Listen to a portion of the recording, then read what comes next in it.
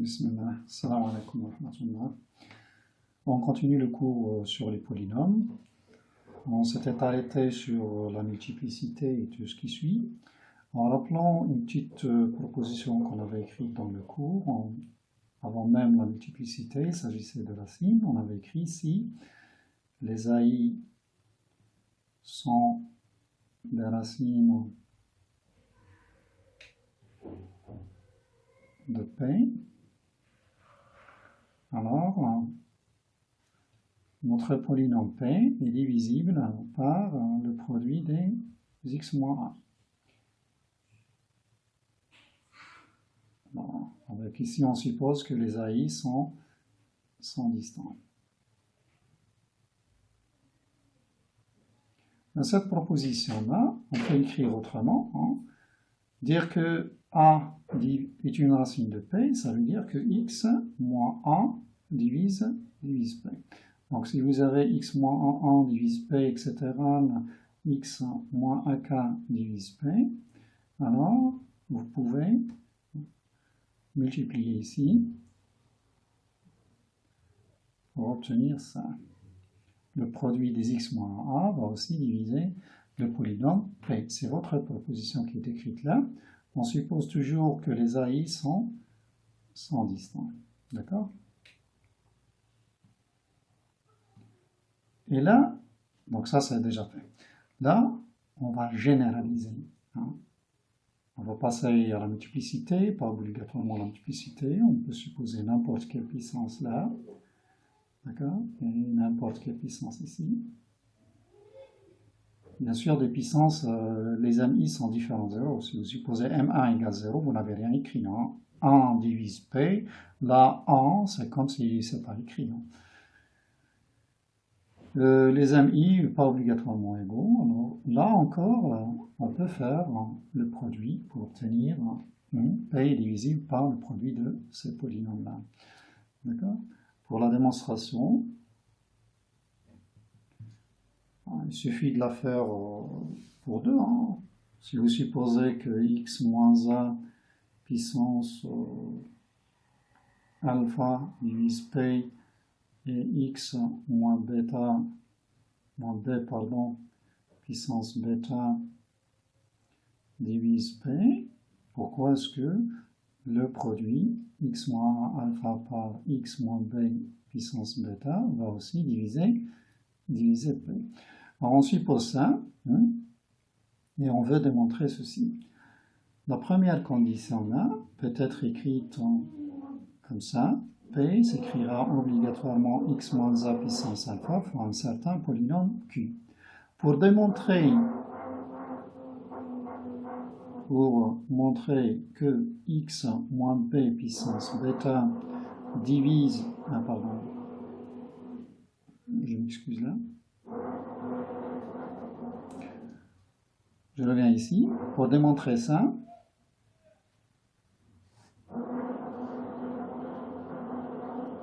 on remplace alors, x moins a alpha, x moins p bêta, divise p, p n'est autre ici que x moins a alpha fois q. Alors là, en simplifiant là, ça me laisse, voilà ce qu'on veut montrer. X moins p puissance bêta divise q. Pour démontrer ça, il suffit de montrer, là on avait une interprétation, une autre proposition qui dit, il suffit de montrer que q de b égale à 0, q' de b égale à 0, etc. jusqu'à q dérivé bêta moins unième de b égale 0. Ça c'est déjà fait. D'accord? Vous n'avez qu'à vous rapporter à votre proposition. Alors pour ça, bon, q de p, on remplace. Vous avez là, pi de b est égal à quoi? B moins 1 puissance alpha, q de b. Or, ce qui est écrit là, nous donnons C, P de B égale 0. Et comme B est supposé différent de A, ça c'est différent de 0, et ça nous laisse donc Q de B égale 0. Pour la deuxième, il suffit de dériver votre relation qui est là. Bon, on dérive. Alors P' c'est quoi? C'est alpha x moins A, alpha moins 1 fois Q, plus x moins a puissance alpha fois q'. Là encore, on remplace le x par le b. Ça nous laisse donc ça q de b plus b moins a puissance alpha q' de b. P' de b aussi est différent de 0 puisque vous avez ça. Vous avez toutes les relations là. Ça nous donne P de B égale P' de B égale, etc. Alpha moins unième de B égale 0. Toutes les dérivées successives jusqu'à l'ordre alpha moins 1 en B sont nulles. Donc ça aussi, c'est nul. D'accord? Ça, on avait déjà montré que c'est nul. D'accord? Donc ce terme-là, c'est 0. Ça, c'est non nul. Alors, ça vous laisse quoi? 0 égale ça fois ça. Donc, vous concluez que Q' de B est égal à 0. Et de proche en proche, on démontre, sinon vous faites un raisonnement par récurrence, c'est mieux, pour démontrer que toutes les puissances, QIM de B, sont nulles pour tout i compris entre 0 et bêta moins 1. D'accord? Bien sûr, si vous voulez passer à une dérivée plus que l'ordre 1, il faut utiliser la formule de Leibniz. D'accord? Il faut passer par Leibniz pour dériver à un ordre i. D'accord? Bon, ça, c'est un petit peu technique. D'accord? Il faut faire attention à vos sigma, etc.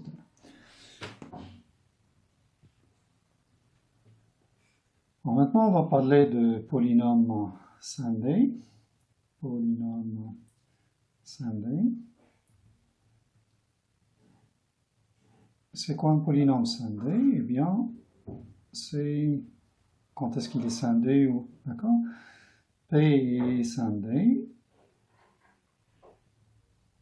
s'il s'écrit sous la forme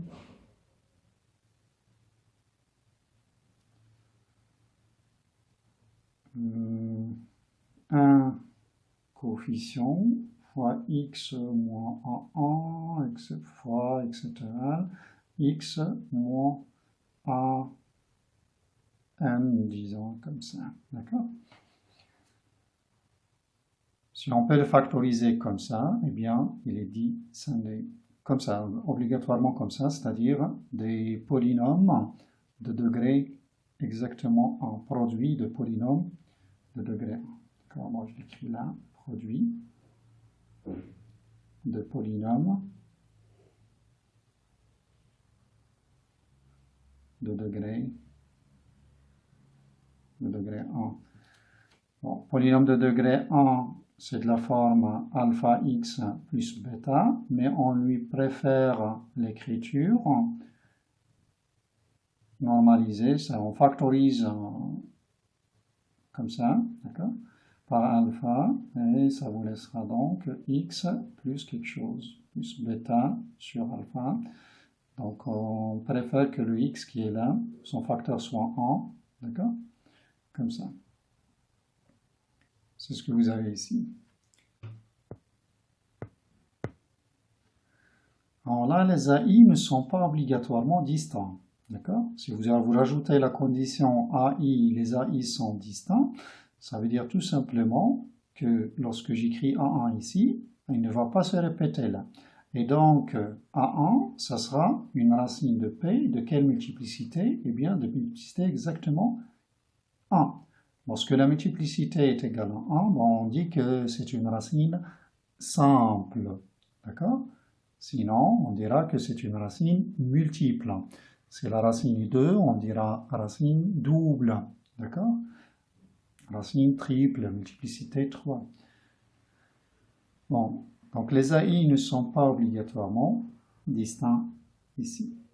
Et une autre remarque qui s'impose, eh bien, si je prends par exemple le polynôme x carré, rien que ce polynôme-là, x carré plus 1, est-ce qu'il est scindé ou pas scindé? Eh bien, la réponse dépendra du corps sur lequel vous travaillez. Si vous travaillez dans R de I, dans C de X par exemple, vous le considérez comme polynôme à coefficient dans C, la réponse serait oui. D'accord? C'est un polynôme scindé. Pourquoi scindé? Parce que je peux l'écrire sous la forme suivante. Ça, c'est x moins i fois x plus i. Vous voyez bien qu'on a factorisé, hein, qu'on l'a mis sous forme factorisée avec des polynômes degré 1. D'accord? Par contre, si je le vois comme polynôme dans R de x, eh bien, il n'est pas scindé. D'accord?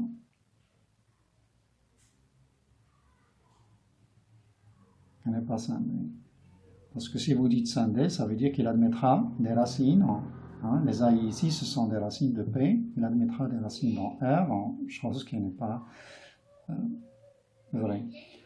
Ce que vous avez dit là, vous pouvez le répéter pour les autres polynômes. D'accord? Si vous mettez, par exemple, x au carré plus x, le fameux polynôme comme ça, ben dans C, il est scindé. Dans R de x, d'accord? Il n'est pas scindé parce que son delta est strictement négatif et donc il n'admettra pas de racine dans R. Alors, dans C, il est scindé, ben on verra qu'on peut scinder un polynôme dans C.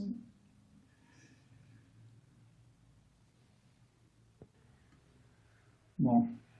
Donc là, on vient de changer l'écriture. Par le polynôme P, par exemple, c'est écrit sous cette forme 1, 0 plus 1, 1x plus, bon, vous faites tout de même attention aux lettres que j'utilise.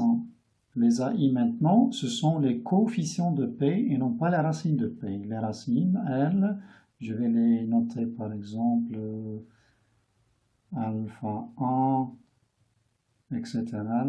Alpha n. Vous remarquerez que le nombre de facteurs ici, c'est exactement le degré de votre polynôme. Et c'est quoi le lambda ici? Lambda, ce sera le coefficient dominant de votre polynôme. Donc, entre parenthèses, lambda, c'est exactement le an. D'accord? Alors, si votre polynôme s'écrit comme ça,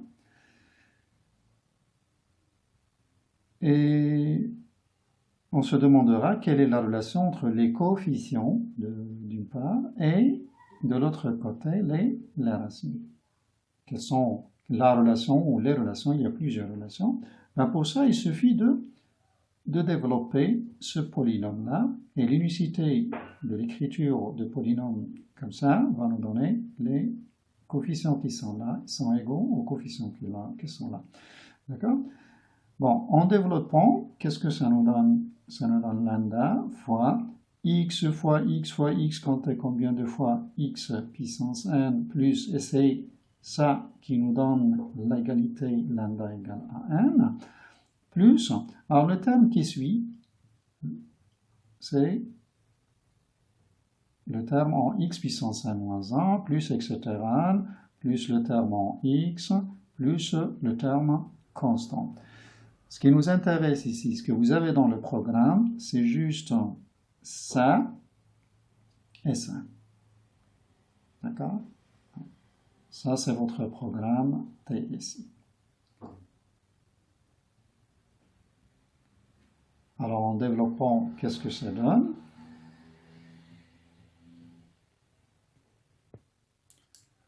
Alors, pour le premier coefficient, il suffit donc de regarder les monômes lorsque je développe les monômes qui donneront x puissance n moins 1. Alors, ces monômes-là, je les obtiendrai comment? Il suffit de prendre, on distribue. Maintenant, on va distribuer alpha 1 sur les puissances de x qui sont là. Et elles seront au nombre de combien? De n moins 1. X fois x fois x, combien de fois? N moins 1 fois. Donc, vous aurez comme coefficient moins lambda fois alpha 1. Ce que je fais pour alpha 1, je le répète pour alpha 2. Vous aurez donc moins lambda alpha 2. Moins, et pour alpha 1, ce sera la même chose. Moins lambda alpha n fois x fois x fois x. Combien de fois? D'accord? N moins 1 fois. Tout ça, ce sera donc le coefficient là, correspondant à xn moins 1, c'est-à-dire à n moins 1. Qu'est-ce que je déduis donc? Que si je factorise par moins lambda, j'aurai donc moins lambda fois alpha 1 plus etc. alpha n est égal à quoi? À n moins 1. Ce qui me permettra donc d'écrire que la somme des racines est égale à quoi? À moins, je transporte le moins lambda de ce côté-là, moins à n moins 1 sur lambda. Mais le lambda, c'est à n. Pour la deuxième relation, d'accord? On s'intéresse au terme constant. Le terme constant, comment est-ce qu'on peut l'obtenir? Ben, il suffit de faire le produit des termes constants. D'accord? Lorsque je développe, ce sera terme constant fois terme constant. D'accord? Ce sera donc moins, j'écris là, moins, bon, lambda toujours, moins lambda fois moins alpha 1 fois moins alpha 2 fois etc. jusqu'à moins alpha n. Ça sera le terme constant là. Et ce sera donc le terme constant ici, c'est-à-dire A0. Alors là, j'ai moins 1 fois moins 1 fois moins 1, comptez combien de fois? N fois. D'accord? A0. Ce qui me permettra donc d'écrire ma petite relation ici. Le produit cette fois-ci des racines est égal à quoi? À moins 1 à la puissance n fois A0 sur AN. Voilà votre petit. C'est ce que vous avez dans le programme. La somme des racines et le produit des racines. Bon, un exemple. Il faut diviser ce que vous avez côté leçon complexe sur les complexes. Les racines, à savoir les racines énièmes, on rappelle. Racine énième de l'unité. Ce sont les racines du polynôme xn moins 1. D'accord? La racine qu'on avait notée, par exemple, oméga indice k, je rappelle, c'est l'exponentielle de i k pi sur n, avec k qui se balade, qui prend les valeurs de 0 jusqu'à n moins 1. Ce sont les racines énièmes de l'unité. D'accord? Et on avait écrit ça, xn moins 1, c'est donc le produit des x moins oméga k, c'est-à-dire x moins oméga 1 multiplié par, etc., multiplié par x moins oméga n. N'oubliez jamais le coefficient dominant, s'il vous plaît. Votre lambda qui est là, c'est le coefficient dominant, pardon. D'accord? On commence toujours par le coefficient dominant. Ici, c'est un polynôme unitaire. D'accord? Donc, c'est ça. Alors, avec cette proposition-là, qu'est-ce qu'on va déduire? Que la somme des racines, la somme des racines est égale à quoi? Eh bien, la somme des racines, c'est moins an moins 1 sur an. An ici, c'est 1. Et le an moins 1, c'est le coefficient correspondant à xn moins 1. Eh bien, ça nous donnera un 0. Quant au produit, le produit des oméga k, allant de 0 jusqu'à n-1, eh bien, ce sera moins 1 à la puissance n fois le terme constant. Le terme constant ici, c'est moins 1, d'accord, sur A0, pardon, le coefficient dominant, AN, c'est 1. Ça nous donnera donc moins 1 à la puissance combien? N plus 1. Vous excusez la bêtise ici, c'est de oméga 0 jusqu'à n-1 ici. Là, la même chose, oméga 0, n10, n-1. Bon, j'aurais très bien pu laisser 1, n, mais il faut rectifier ici, car se balade de 1 jusqu'à n, peu importe. Alors, un cas particulier, c'est le cas d'un bout de polynôme de degré 2, cas particulier, degré 2. Alors, si vous avez un polynôme de la forme a x carré plus bx plus c, l'habitude c'est comme ça, et que vous avez deux racines pour ce polynôme-là, si, disons, alpha et bêta sont racines de a x carré plus bx plus c, alors la somme de ces deux racines, d'accord, c'est moins, dans le an-1 c'est b ici, le coefficient dominant c'est a, et le produit alpha par bêta, moins 1 au carré c'est 1, le a, le terme constant c'est c à 0, et le an c'est 1. D'accord? Bien sûr, ici on est en train de supposer que a est différent de 0. Alors là, c'est une implication dans ce sens-là, c'est-à-dire connaissant les racines, je peux déduire la somme et le produit. Maintenant, si vous avez la somme et le produit, hein, réciproquement,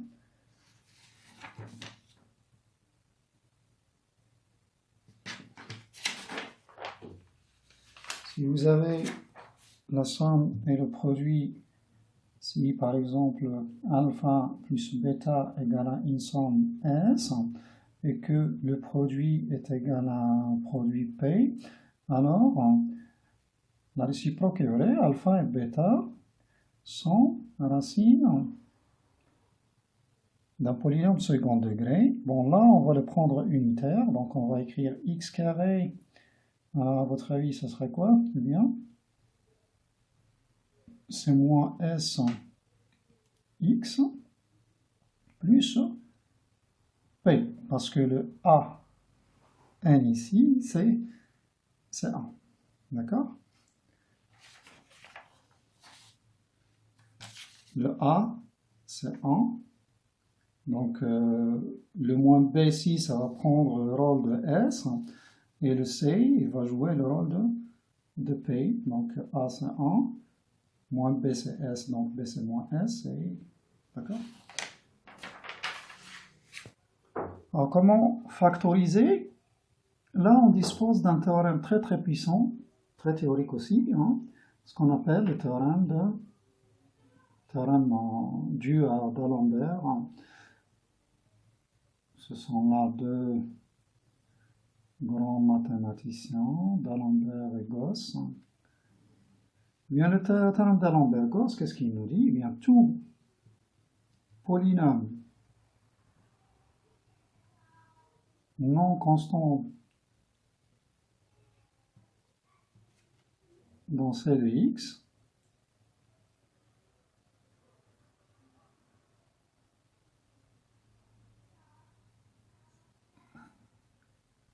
admet au moins une racine.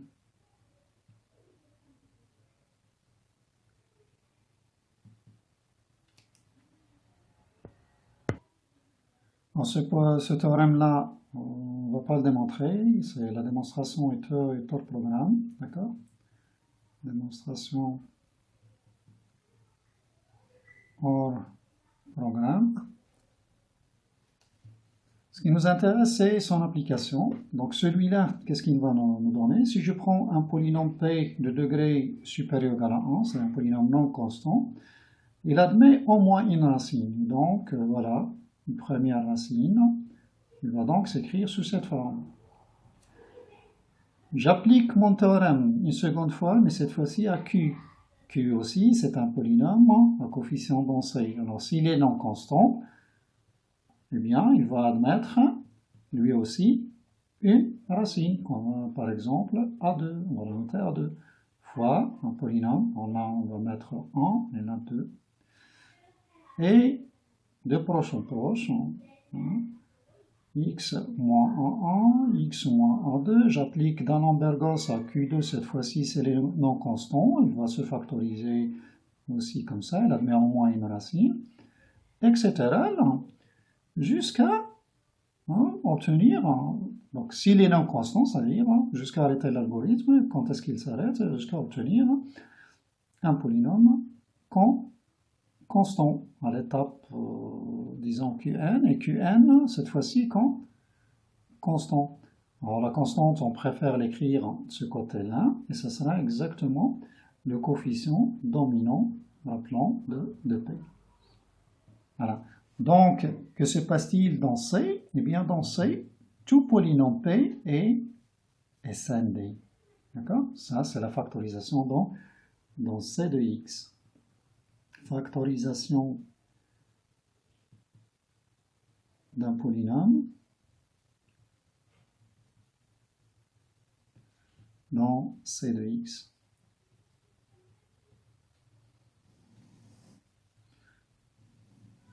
Alors, tout polynôme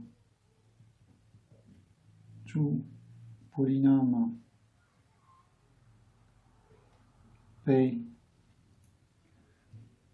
non constant. Constant, ça veut dire il ne va rien rapporter comme écriture, hein, c'est constant. Hein. P non constant de C de X, hein, SND, je préfère réécrire l'écriture, hein, d'accord, de polynôme SND. Tout polynôme P non constant s'écrit sous la forme P égale lambda fois x moins 1, etc.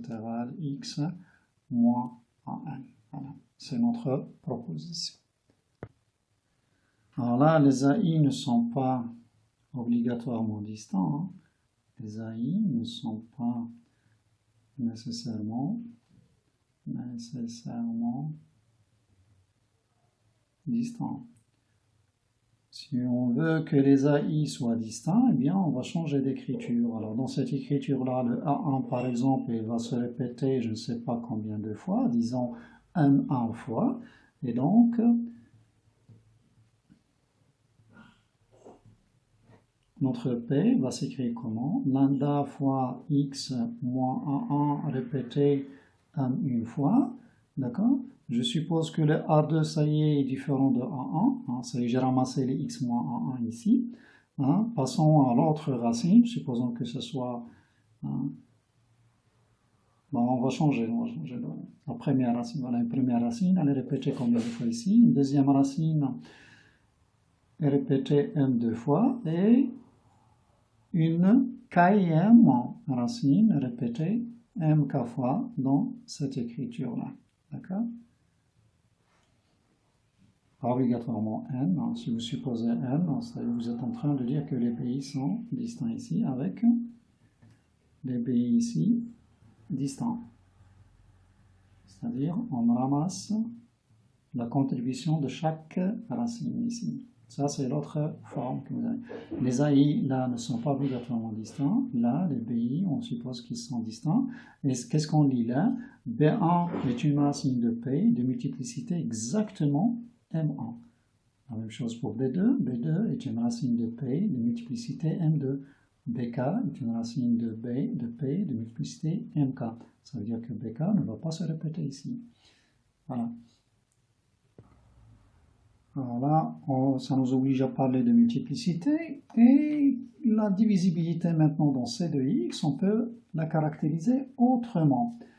Commençons par rappeler des petites choses. Donc, disons que A est racine de P de multiplicité, ça c'est juste un rappel, hein, ça c'est déjà fait, multiplicité, d'accord, M, eh bien, si seulement si, on avait dit x moins a à la puissance m divise p, et x moins a à la puissance m plus 1 ne divise pas le polynôme p.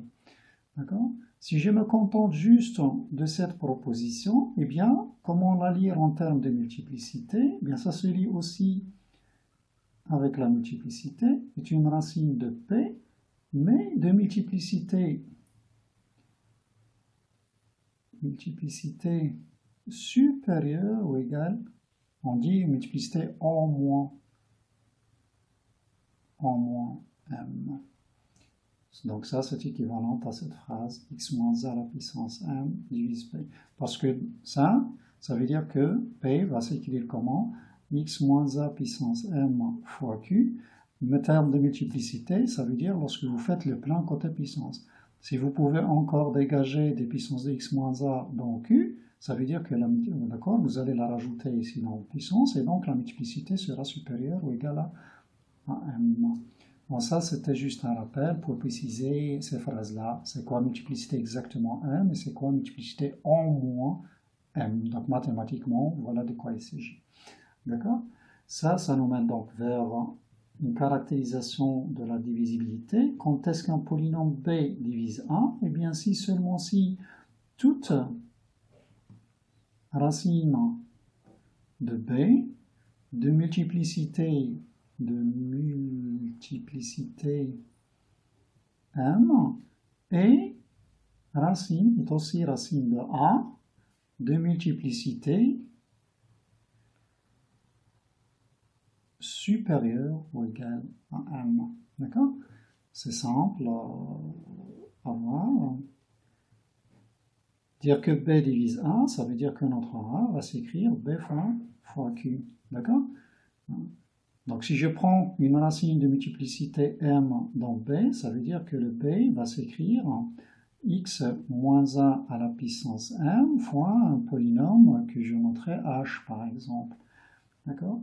X moins a puissance m fois h fois q. D'accord? Donc si a est une racine de multiplicité m pour b, qu'est-ce qu'on voit ici? X moins a puissance m, on va diviser a. Et diviser a, ça veut dire que, qu'est-ce qu'on dit? Racine de multiplicité supérieure ou égale à m. La réciproque est encore vraie. Hein. Si toute racine de p de multiplicité m est racine de a, ça va nous rapporter x moins a puissance m va diviser a pour toute racine de b. Alors disons que b va s'écrire x moins a1, m1, etc. x moins ak, mk fois un certain coefficient lambda.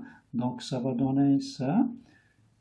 X moins AK puissance MK divise A pour ce côté-là. D'accord? Et on a vu qu'on peut faire le produit membre à membre, ce qui me donne, pas membre à membre, mais on peut faire le produit ici, je m'excuse. Hein? M1. Vous oubliez cette phrase membre à membre, c'est pas membre à membre. Hein? Le produit ici, et là on garde le A. D'accord? Et vous pouvez toujours multiplier par un scalaire, diviser par un scalaire, ça ne change rien. Et qu'est-ce qu'on voit ici? Ben ça, c'est notre polynôme b.